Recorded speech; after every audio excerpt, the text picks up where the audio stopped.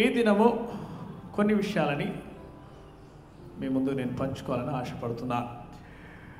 గొప్ప దైవజనుడు బిల్లీ గ్రహామ్ గారు ఒక మాట చెప్పాడు.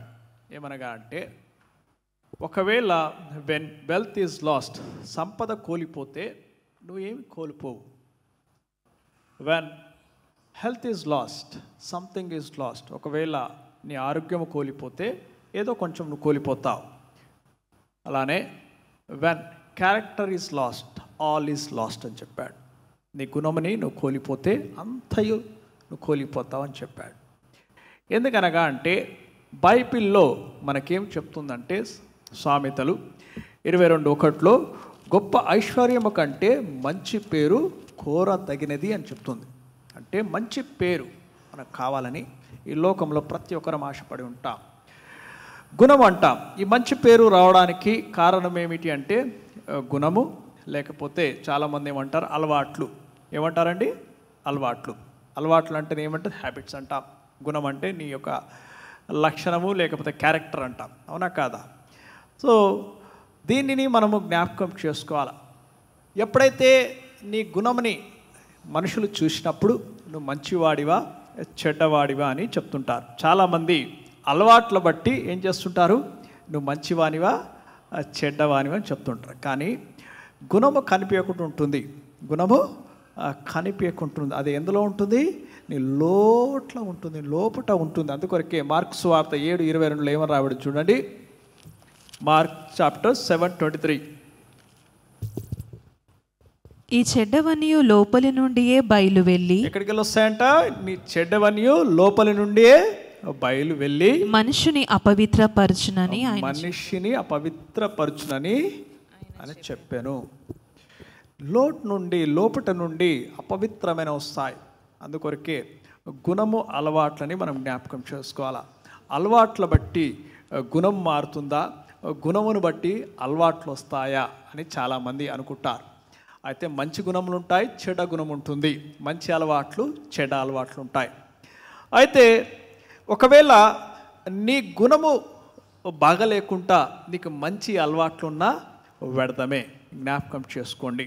అంటే నీ గుణం బాగాలే, కానీ నీకు మంచి అలవాట్లు ఉన్నాయి, కానీ దేవుడు నిన్ను ఇష్టపడు.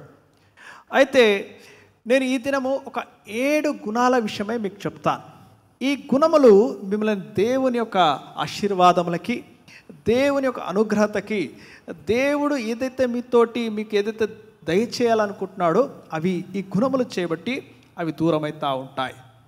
వీటిని మనం చాలామంది గుణం అంటే ఏమిటి, అలవాటు అంటే ఏమిటి అంటే, ఒక పరిస్థితిలో when some situation comes in your life, నువ్వు దాన్ని ఎలా డీల్ చేస్తున్నావు దాన్ని బట్టే నీ గుణం బయటపడుతుంది.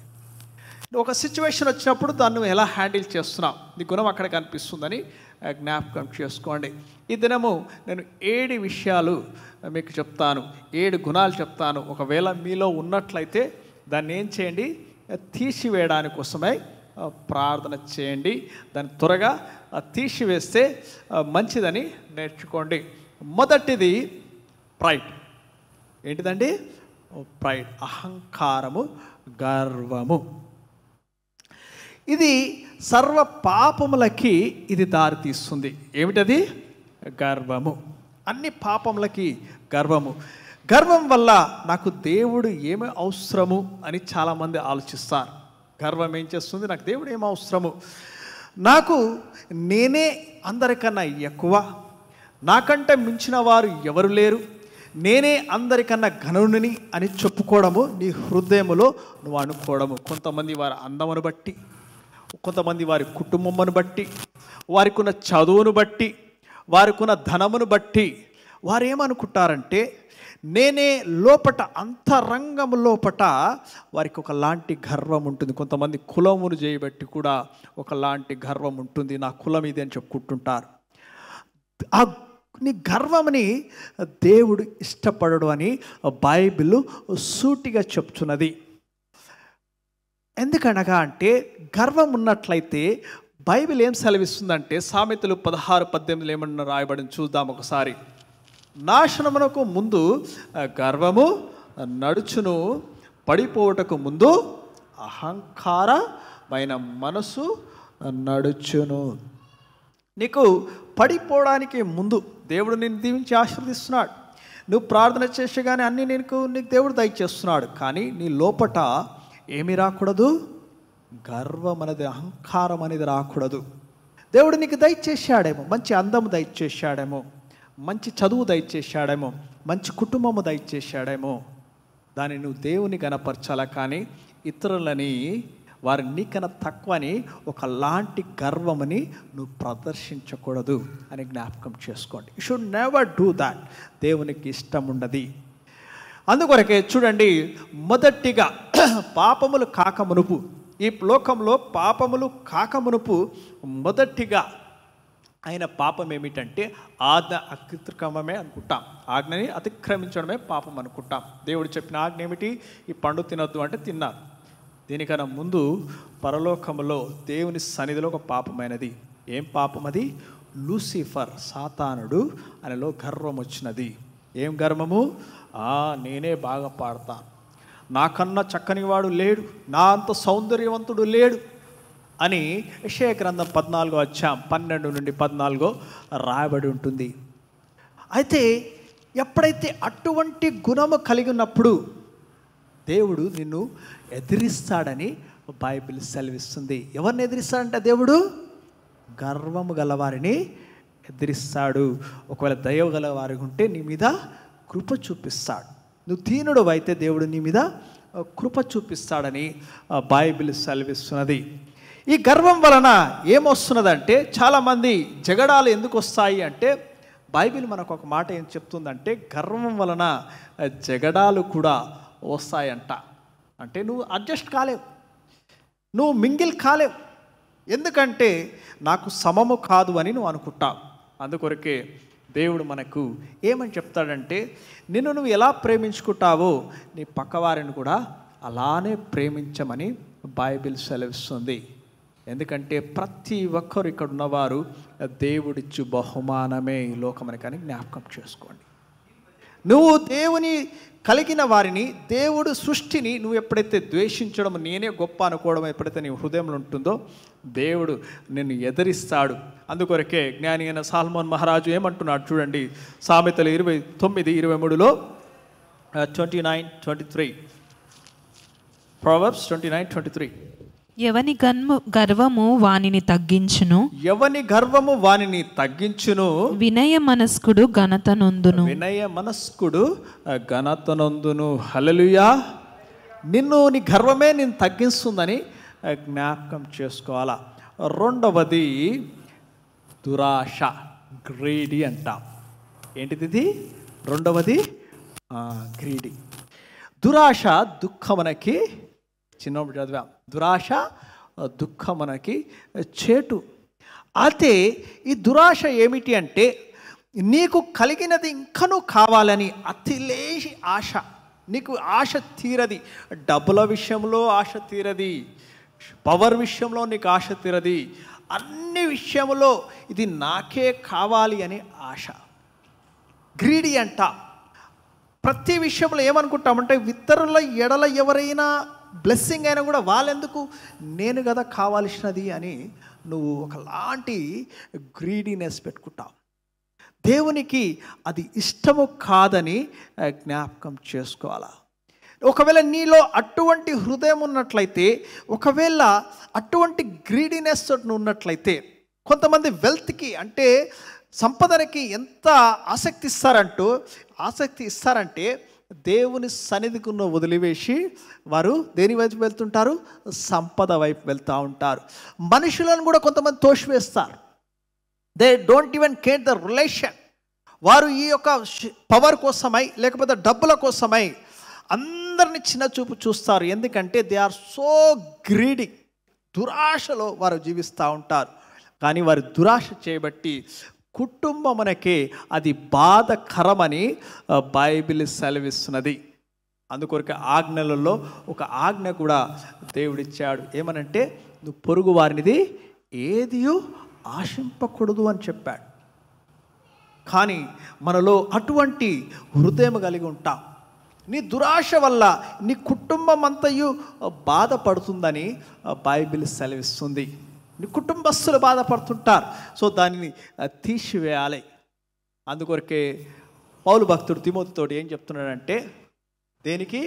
Love of money is a cause of all evil. నీకు డబ్బు మీద ఒకవేళ ప్రేమ ఉన్నట్లయితే, డబ్బు ఉండడం మంచిదే, కానీ దాని మీద నువ్వు అతి ప్రేమ కనపరిస్తే అదే నీకు సర్వమైన పాపమునకి దారి తీస్తుంది. అందుకొరకు హెబ్రీయుల రాసిన పత్రిక 13వ అధ్యాయం 5వ వచనంలో ఏం రాయబడింది చూద్దాం ఒకసారి. హెబ్రీ చాప్టర్, హెబ్రూ, ధనాపేక్ష లేనివారై మీకు కలిగిన వాటితో తృప్తి పొంది ఉండుడి. కలిగిన వాటితో తృప్తి పొంది ఉండుడి. నిన్ను ఏమాత్రమును విడువను. చూడండి, నిన్ను ఏమాత్రమును విడువను, నిన్ను ఎన్నడను ఎడబాయనను అని ఆయనే చెప్పాను కదా. ఆయనే చెప్పాను కదా.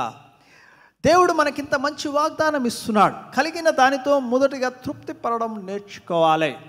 ఇతరులను చూసి ఈర్ష్యపడడం కానీ గ్రీన్నెస్ రాకూడదు అని బైబిల్ సెలవిస్తున్నది. రెండవది ఏం చెప్పాను? గ్రేడీ, దురాశ. మూడవది లస్ట్, కామము. ఏంటండి ఇది? లస్ట్, కామము. దేవునికి అయిష్టమైనది కామమని జ్ఞాపకం చేసుకోవాలి. అంటే అనేకమైన కోరికలతో ఒక వ్యక్తి ఉంటాడు. ఎప్పుడైతే ప్రేమ కామముగా మారినప్పుడు నీకు ప్రతి ఒక్కరూ ఒక వస్తువులాగా నీకు మారిపోతారు. ఒక వస్తువులాగా నీకు మారిపోయి నిన్ను నువ్వు హానిపరుచుకుంటూ నీ ఆత్మని నువ్వు హానిపరుచుకుంటావని జ్ఞాపకం చేసుకోండి.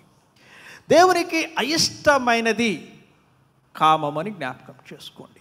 బైబిల్లో ఆయన కొండ మీద ప్రసంగము చేసేటప్పుడు ఏం చెప్పాడంటే, ఒకవేళ మత్తయి సువార్త 5వ అధ్యాయం 28వ వచనం ఉంటుంది. ఒకవేళ ఒక స్త్రీని నీవు ఏ చూపుతో చూడొద్దు, మొహము చూపుతో చూసిన ఎడల నువ్వు వ్యభిచారము చేస్తున్నావని బైబిల్ సెలవిస్తున్నది.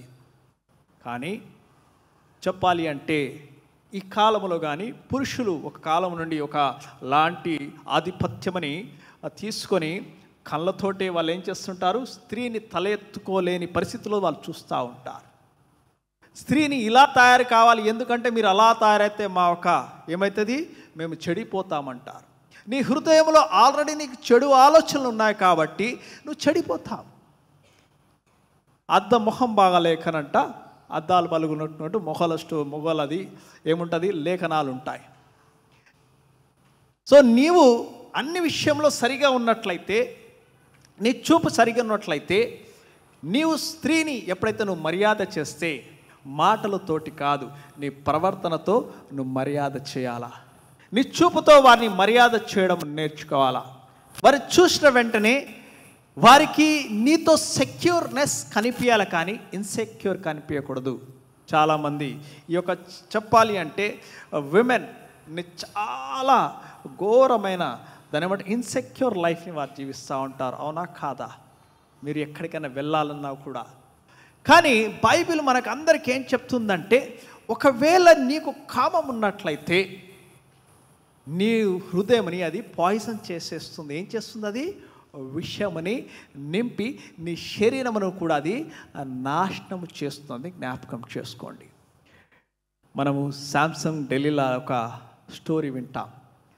శాంసంగ్ని దేవుడు నాజీరు చేసి ఎంచబడినవాడు, గొప్ప బలాఢ్యుడు. అతని వంటి బలము గలవాడు ఎవడునూ లేడు ఆ కాలములో. ఒక న్యాయాధిపతిగా దేవుడు ఉంచాడు. కానీ ఈయన అందమునకి ఏమైపోయాడు, అందము మోసకరము అని తెలిసినా కూడా ఢిల్లీలో ఈయన మోహించినాడు, ప్రేమించినాడు. ఆమె ఫిలిస్తీయురాలు కనుక ఆమె ఫిలిస్తీన్లకు సర్దార్లకి డబ్బుకు ఆశపడి ఈయన జీవితమని, ఆయన శక్తిని ఎక్కడుందో తెలుసుకోవాలని విసికించినది.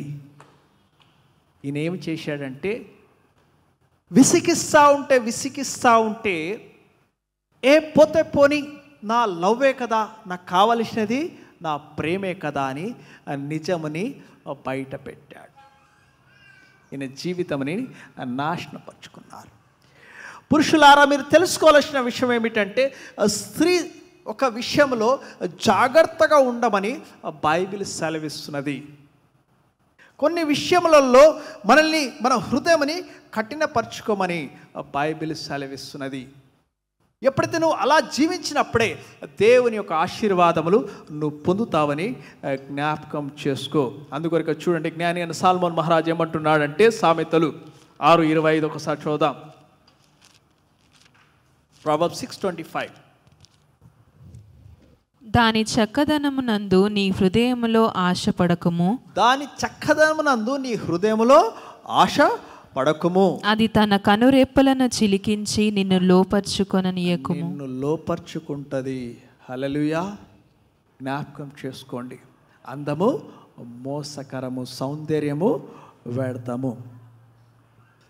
అయినా మనం ఏం చేస్తాం, పెళ్లి చూపులకు వెళ్ళినప్పుడు ఏం చూడాలా?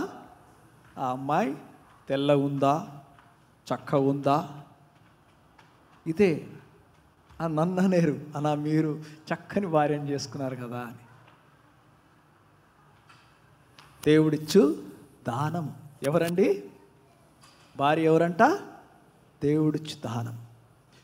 సో దేవుని సంకల్పములో నీకు ఎవరిని పక్కటి వెనుక కానీ ఉంటారో వాళ్ళే దేవుడు నీకు దయచేస్తాడు.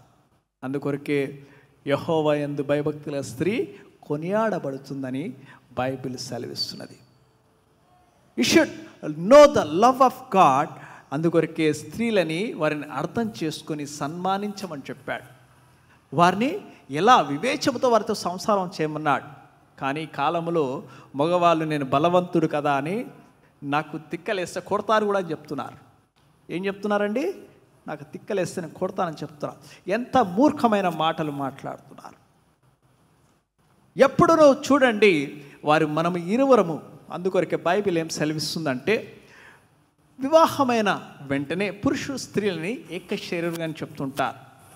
ఆ శరీరంలో ఒక పార్ట్ నీ చెయ్యి ఏదైనా నీకు బాధ అయితే నువ్వు దాన్ని ఇరగొట్టుకుంటావా? దాన్ని ఏం చేసుకుంటావు? బాగు చేసుకుంటావు. అంతేకాని దాన్ని నువ్వు ఎంత హీనపరిస్తే నువ్వే హీనపరచబడతావని జ్ఞాపకం చేసుకోవాలి. జ్ఞానముతో కూడి మనము ఒక పురుషుడు స్త్రీ తన జీవితముని కొనసాగించాలని బైబిల్ సెలవిస్తున్నది. అంతేకాని నువ్వు నాకన్నా ఎక్కువ, నీకన్నా తక్కువ అని చెప్పడం కాదు. జ్ఞాపకం చేసుకోండి. లోకము మార్చున్నది, కాలం మార్చున్నది, అనేకులని దేవుడు హెచ్చుతున్నాడు. కానీ ఇక్కడ చిన్న విషయం నేను చెప్పాలని ఆశపడుతున్నా స్త్రీలకి. మీకు ఎవరో కాదమ్మా శత్రువులు, మీకు ఎవరో కాదు శత్రువులు, మీ సంఖ్యలోనే ఉంటారు మీ శత్రువులు. ఎవరది చెప్పండి? స్త్రీలకే సూపర్ శత్రువులు అంట. అందుకొరకే మేము ఇంత ఎంజాయ్ చేస్తున్నాం. పురుషులు 3 జుట్లు ఒక దగ్గర ఉండేయంట. 3 జుట్లు, 3 ముళ్ళ, 3 కొప్పుల, 3 కొప్పులు ఒక దగ్గర ఉండేయంట. బాగా తెలుసుకుంటారు మన వాళ్ళు. ఎందుకంటే తెలుసుకున్నారు కాబట్టి మేము ఇంత ఆధిపత్యం చేస్తున్నాం. నేను ఎందుకు చెప్తున్నానంటే, నాకు 2 ఆడపిల్లలు. జ్ఞాపకం చేసుకోండి. I have 2 daughters. సో ఈ కాలములో చూస్తూ ఉంటే ఇంకనూ ఈ 2025లో కూడా ఏమీ ఆలోచనలు అనిపిస్తాయి. తెలుసుకోవాల్సింది, బలపడాల్సింది. మందిరంలో ఎక్కువ ఉండేది కూడా ఎవరు? ఏ మందిరంకి వెళ్ళినా ఎవరుంటారు? ఆడవాళ్ళే ఎక్కువ ఉంటారు. కానీ స్టేజ్ బిందుడు ఉండేది ఎవరండి? పురుషుడు ఉంటాడు. ఎందుకు చెప్పాలా? మీరు ముగ్గురు కలిసి ఉంటారు కదా, తెలిసిపోయింది మాకు, తెలిసిపోయింది. సో దేవుడు అన్ని విషయంలో చివరి దినములలో దేవుని సన్నిధిలో వ్యత్యాసం లేదని జ్ఞాపకం చేసుకోండి. పురుషుడు స్త్రీ అని యేసుక్రీస్తుకి వ్యత్యాసం లేదు.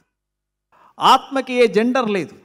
ఈ దినం మీరు నేర్చుకోవాలా, మీరు బలపడాలా, ఇంకొక వేరే వారిని కూడా బలపరచాలా, ఇతరుల్ని ప్రోత్సహించడం నేర్చుకోండి. హల్లెలూయా.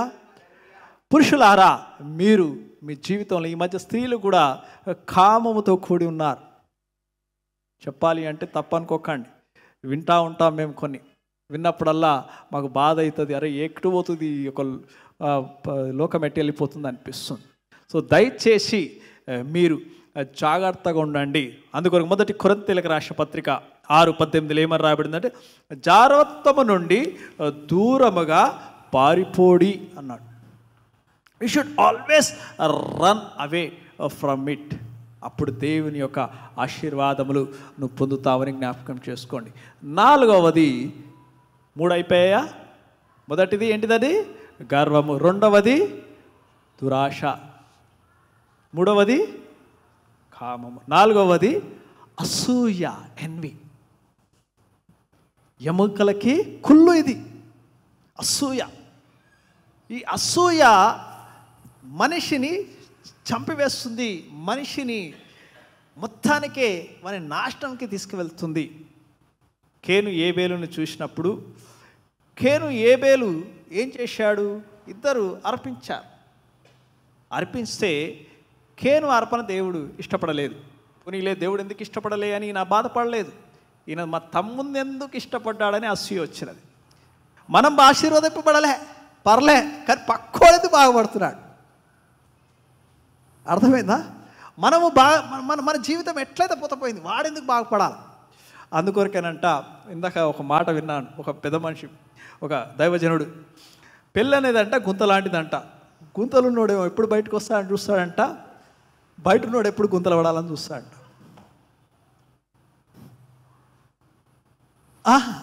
అందుకొరకే మనలో అసూయ అనేది ఎలా ఉంటుంది అంటే, అసూయ చేయబట్టి ప్రతి విషయంలో నీ హృదయము కానీ కుళ్ళిపోతుంటుందని జ్ఞాపకం చేసుకోండి. నాకే కావాలి ఇది.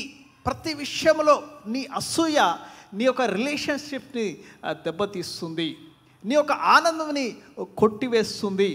నీ జీవితంలో దేవుడిచ్చి మంచి ఫలములను కూడా నువ్వు అనుభవించలేకుంటావు అని జ్ఞాపకం చేసుకోవాలా. అందుకొరకే ఒక మాట అన్నాడు. ఏమన్నాడు దేవుడు? కేనుని అన్నాడు, ఒకవేళ సత్కార్యము నువ్వు చేసిన ఎడల నీవు ఎందుకు బాధపడుతున్నావు? నీ గుమ్మము దగ్గర ఏమున్నదంట? పాపము రెడీగా ఉన్నదంట. మొదటిగా ఆయనకు అసూయ వచ్చినది, వారి సహోదరుల మీద కోపం వచ్చినది, చంపివేయాల్సిన ఆలోచన వచ్చినది. స్టార్ట్ ఫ్రమ్ అసూయ. అందుకొరకే అసూయ మంచిది కాదు అని బైబిల్ సెలవిస్తుంది. యాకోబు పత్రిక 3:16 ఒకసారి చదువుదాం. James chapter 3:16. ఏలయనగా మత్సరమును వివాదమును ఎక్కడ ఉండునో అక్కడ అల్లరియు ప్రతి నీచ కార్యమును ఉండును. నీచ కార్యం ఉంటుందని బైబిల్ సెలవిస్తుంది. మత్సరము, జల్సి ఎక్కడైతే ఉంటుందో, వివాదము, ప్రతి నీచ కార్యము దాని ద్వారా జరుగుతుందని జ్ఞాపకం చేసుకోండి. ఐదవది ఆగ్రహము, కోపము. ఆగ్రహము, భయంకరమైన కోపం. తన కోపమే తన శత్రువు. ఎవరో కాదు. నీకు ఎక్కువ కోపం ఉందనుకోండి, కొంతమందికి మంచి క్లియర్ హార్ట్ వాళ్ళకి నిజంగానే కోపం ఎక్కువ వస్తుంది, కానీ అది నీ శత్రువుగా మారుతుందని జ్ఞాపకం చేసుకోండి. అందుకు కీర్తనకారుడు ఏమంటున్నాడు? 37:8 చూడండి. 37:8. కోపము మానము, ఆగ్రహము విడిచిపెట్టుము. కోపము మానము, ఆగ్రహమును విడిచిపెట్టుము. వ్యసన పడకము, అది కీడుకే కారణము. వ్యసన పడకము, అది కీడుకే కారణము. నీవు కోపము, ఆగ్రహము నీలో ఉన్నట్లయితే అది కీడుకే కారణమని జ్ఞాపకం చేసుకోండి. కోపములో అనరాని మాటలని మన హృదయము నుండి మన నోటి ద్వారా పడపడ వాల్కనీలాగా పరివేసిన తర్వాత అవతల వాళ్ళ హృదయమని మాటల ద్వారా, యాక్షన్స్ ద్వారా బాధ పెట్టి వారికి ఉన్న మనకున్న సంబంధాన్ని మనము ఎరగొట్టుకుంటాం. తర్వాత ఒక చిన్న లైన్ చెప్తాం. ఏం లైన్ అంది చెప్పండి? సారీ అని చెప్తాం. కానీ ఆ సారీ తోటి ఆ గాయము మానదని నేర్చుకోండి. Your sorry will not heal that wound what you created by your words. నాలుకని జాగ్రత్తగా పెట్టుకోమని బైబిల్ సెలవిస్తున్నది. నువ్వు జాగ్రత్తగా ఉండాలా. అయ్యో నాతో కంట్రోల్ కాదు అంటే నీవు ప్రార్థించాలా. అయ్యా నా మాటల ద్వారా హాని కలగకుండా ఉండడానికి నువ్వు ప్రార్థించాలా. ఎందుకు ఈ సర్వసాధారణంగా కోపం ఎందుకు వస్తుందంటే, నువ్వు తెలుసుకోవాల్సిన విషయాలు చాలా ఉన్నాయి. మనకు కొన్ని కంట్రోల్ ఉంటాయి, కొన్ని అన్కంట్రోలబుల్ సిచ్యువేషన్స్ ఉంటాయి. కొన్ని నువ్వు కంట్రోల్ చేసుకోగలుగుతావు. ఎలా అంటే నువ్వు ఏం తినాలి, ఏం తాగాలి, నువ్వు ఏం నిర్ణయం తీసుకోవాలి అనేది యూ కెన్ కంట్రోల్ ఇట్. కానీ అన్కంట్రోలబుల్ సిచ్యువేషన్స్ కొన్ని ఉంటాయి. ఇతరులను కంట్రోల్ చేయలేవు, ఇతర పరిస్థితులను కంట్రోల్ చేయలేవు. కొన్ని విషయాలు నీ చేతిలో ఉండవి అని జ్ఞాపకం చేసుకోండి. ఇది ఎప్పుడైతే నువ్వు తెలుసుకున్నప్పుడే, మెచ్యూర్గా ఉన్నప్పుడే నీలో కోపము రాదు. అన్ని అన్నీ నేను అనుకున్నట్టే కావాలి, నేను అనుకున్నట్టే జరగాలి, నాకు తప్ప ఏది కూడా నాకు చుట్టూ మొత్తం నాలాగానే కావాలంటే కాని విషయం. ఎందుకంటే you are living among the people. నీవు కూడా వారి మధ్యలో ఉన్నావని ఆలోచించు. వారు కూడా అదే ఆలోచిస్తారని కూడా ఆలోచించు. అందరు అలానే ఆలోచిస్తే ఎవరు ఉండలేరు. అందరూ పోయి ఎక్కడ ఉండాలా? అడవిలో పోయి ఉండాలా, లేకపోతే ఎడారిలో పోయి ఉండాలి. నీకు ఎవ్వరు కనిపించరు. మనం సోషల్ బీన్స్ అని జ్ఞాపకం చేసుకోండి. ఇతరులు పండించినది తింటాము, ఇతరులది నేసిన బట్టలు మనం వేసుకుంటాం. So we're living among the people to try to understand. నీ కంట్రోలబుల్ అన్కంట్రోలబుల్ సిచ్యువేషన్స్ని మొదటిగా నువ్వు అర్థం చేసుకోవాలా. ఎవరైనా నిన్ను బాధపరిచి నేను హానిపరిస్తే, అబ్బా ఎలా అన్నా, నాకు నేను ఏం తింటాను, కారం తింటానన్నా, చీము నెక్తురు ఉంటుందన్నా, నాకు నేను వేసి వేస్తాను కాదు. బైబిల్ మనకేం చెప్తుందంటే వెంజన్స్ ఈజ్ మైన్ అని చెప్తుంది. పగ తీర్చుకోవడం ఎవరి పని అంట? దేవుని పని. నువ్వు ఆయన సన్నిధిలో మోకరించి ప్రార్థన చేయాలా. అయ్యా నన్ను ఇలా బాధ పెడుతున్నారయ్యా అని నువ్వు ప్రార్థన చేస్తే దేవుడే వారికి సమాధానం ఇస్తాడని జ్ఞాపకం చేసుకోండి. అందుకొరకే యాకోబు పత్రిక 1:20 ఏమని రాయబడి చూద్దామండి. నరుని కోపము దేవుని నీతిని నెరవేర్చదు. హల్లెలూయా. నరుని కోపము, నీ కోపం ఉంటే దేవుని నీతిని నెరవేర్చదని జ్ఞాపకం చేసుకోండి. అందుకొరకు ఈ దినము నీ హృదయంలో కోపం ఉంటే తీసివేసుకోవడానికి ప్రయత్నం చేయండి. 6వది తిండిబోతుతనం. ఏంటిది ఇది? తిండిబోతుతనం.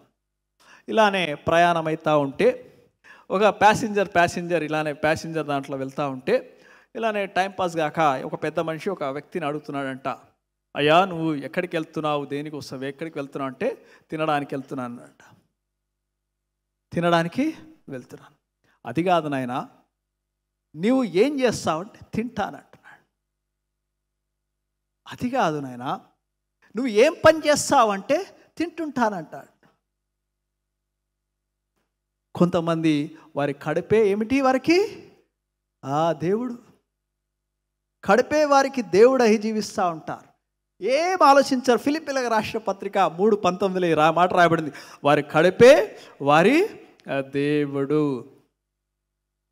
అందుకొరకే జ్ఞాని అయిన సాల్మోన్ మహారాజు చెప్తున్నాడంటే ఒకవేళ నీవు అలాంటి గుణము కలిగి ఉంటే నీ మెడకేం పెట్టుకోమంటున్నాడు? కత్తిని పెట్టుకోమంటున్నాడు. ఇలా నా పెద్ద పాప చూసింది అనుకో, ఆ డాడీ నువ్వే కదా తినొద్దని చెప్పావు, మేము మిత్తముగా తినాలా, తినకుండా ఉండడం కాదు, మిత్తముగా తినాలా. ఎంత తినాలో అంత తినాలా, పీకల దాకా తినకూడదు. ఫంక్షన్ ఉంది రేపు అంటే కొంతమంది ఈరోజు ఉపవాసం ఉంటారు. మొన్న నేను వచ్చిన బిడ్డ, జనరల్గా మాకు ఒక ప్లేస్ ఉంటుంది, మేమిద్దరం వెస్టర్న్ కాంటినెంటల్ ఫుడ్ ఇష్టపడతాం. అయితే మా టేస్ట్ ఇద్దరిది ఒకటే. మేము ఇద్దరం ఏం చేస్తామంటే, నేను యాక్చువల్లీ దానికి లంచ్ చేపిస్తానని చెప్పాను. ఏదో వంక పెట్టి లంచ్ చేస్తుంది, అక్కడికి వెళ్ళి తింటాం మేము ఇద్దరం. అయితే నేను ఎంజాయ్ చేస్తాను, దాని వంక నాకు కూడా ఇష్టం, ఎందుకంటే నేను కూడా ఎంజాయ్ చేస్తాను కాబట్టి. అందుకొరకే నేను మై 2.0 వర్షన్ అని చెప్తా ఉంటాను. జనరల్గా తిన్నావా జోజీ అని అడిగా. లేదు డాడా, మార్నింగ్ నుండి ఏం తినలేదంట. ఎందుకంటే అది ఎక్కువ తినాలని. చాలామంది అలానే ఉంటారు, కడుపు కోసము చాలా ఆలోచిస్తారు.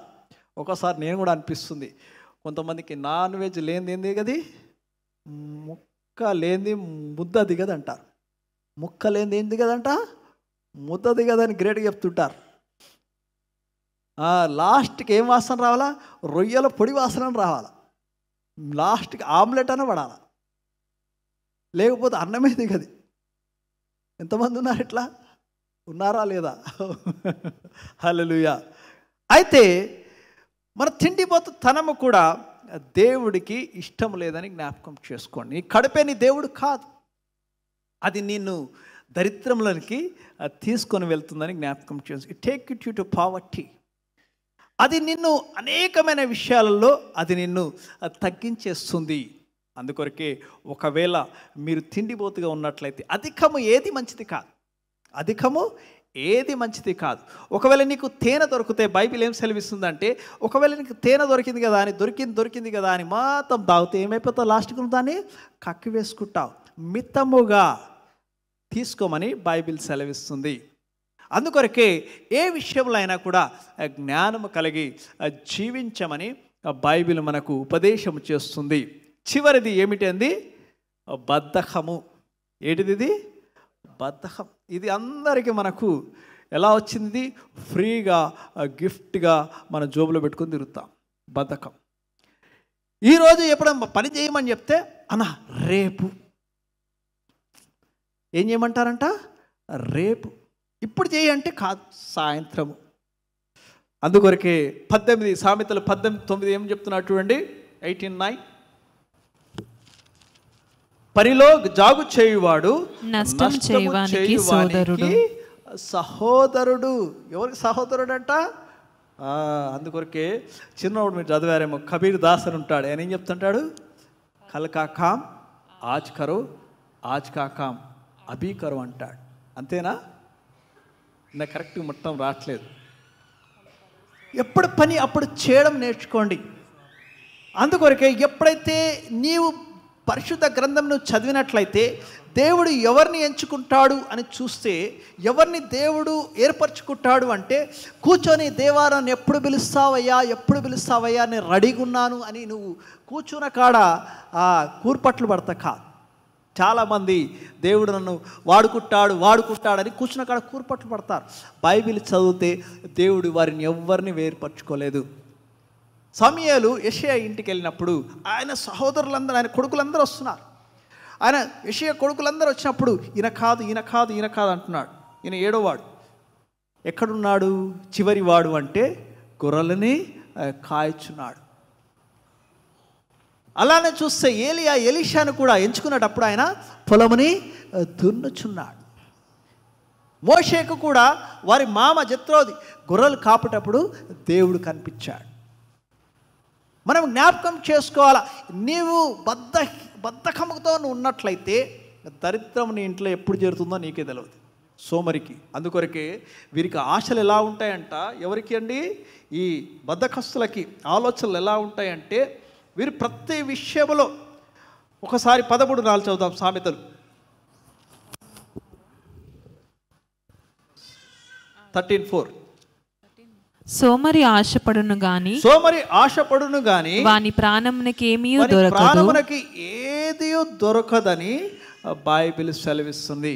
ఒకసారి వాని ఆశనే వాని చంపివేస్తుంది. బద్ధకం ఉన్నట్లయితే నీవు ఎక్కడికి వెళ్ళమని చెప్తున్నాడు? ఓసారి వెళ్ళి ఇంటెలిజెంట్ అయితే దేని చూడమని చెప్తున్నాడు బైబిల్లో? చీమలను చూడమని చెప్తున్నాడు. చీమను చూసి బుద్ధి తెచ్చుకోని చెప్తున్నాడు. అందుకొరకే బద్ధకస్తాన్ని తీసివేయమని బైబిల్ సెలవిస్తుంది. అందుకొరకు రోమిలకు రాసిన పత్రిక 12:11 చదువుదాం.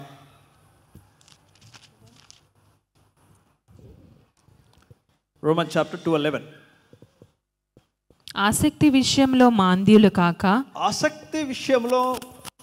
కాక, ఆత్మయందు తీవ్రత గలవారై ప్రభును సేవించుడి. ఆత్మయందు తీవ్రత గలవారై. You should be more. ప్రతి విషయంలో నువ్వు ఆసక్తి కలిగి నువ్వు జీవించడానికి నువ్వు ఆశ కలిగి ఉండాలి. కానీ ఎప్పుడు బద్ధకంతో ఉండడానికి ఇష్టపడకండి.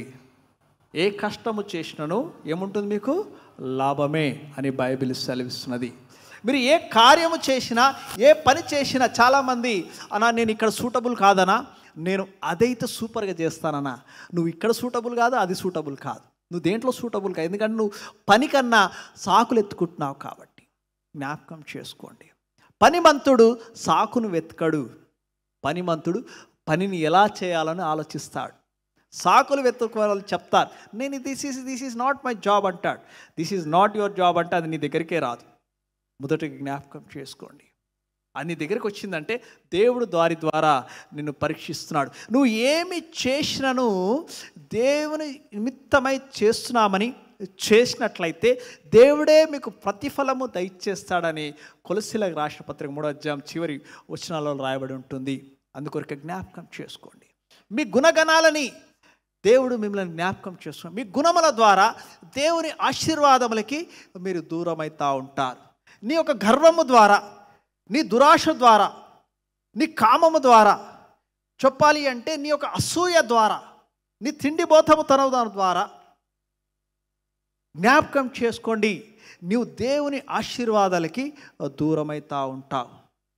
ఈ దినము నువ్వు అటువంటి గుణములు నీ జీవితంలో ఉన్నట్లయితే అవి అన్నీ తీసివేసి, అయ్యా నేను సరియైన రీతిలో ఈ లోకమునికి ఒక వెలుగై ఉండులాగా నా కార్యములని నాయన నువ్వు బయలుపరచువని నువ్వు జీవించాలా. ఈ లోకమునికి నేను వెలుగై అని చెప్పాడు. నువ్వు క్రైస్తవునిగా చెప్పుకోవడంలో కాదు, నీ గుణమును బట్టి, నీ ప్రవర్తన బట్టి, నీ కార్యముల బట్టి ఈ లోకము నిన్ను మెచ్చుకుంటే దేవుడు ఆనందిస్తాడంట. హల్లెలూయా. నువ్వు చేసే ప్రతి కార్యమును బట్టి దేవుడు ఆనందిస్తాడు. ఈ దినము అయ్యా ఇదేంది జీవితం, వీళ్ళు ఇట్లా జీవిస్తున్నారు అని అనకూడదు ఎవరు. ఆహా వీళ్ళు ఇలా జీవిస్తున్నారంటే వీరి దేవుడు క్రీస్తు అయిన యేసు క్రీస్తు అని చెప్పుకోవాలి. హల్లెలూయా. అటువంటి జీవితమని మనం జీవించాలి. అటువంటి వినయము గల జీవితం మనం జీవించాలా. అటువంటి దాతృత్వము గల జీవితం మనం జీవించాలా. అటువంటి పవిత్రమైన జీవితం మనం జీవించాలా. అలాంటి మంచి తనముతో కలిగిన జీవితం జీవించాలా. నిగ్రహము కలిగిన జీవితము మనం జీవించాలని బైబిల్ సెలవిస్తున్నది. ఈ దినము ఇక్కడ ఉన్న ప్రతి ఒక్కరము ఒకవేళ మీలో ఇటువంటి 7 గుణములు ఉన్నట్లయితే ఈ దినమే మీరు వాటిని వదిలివేయండి. దేవుని ఆశీర్వాదములు మీరు పొందుతారని జ్ఞాపకం చేసుకోండి.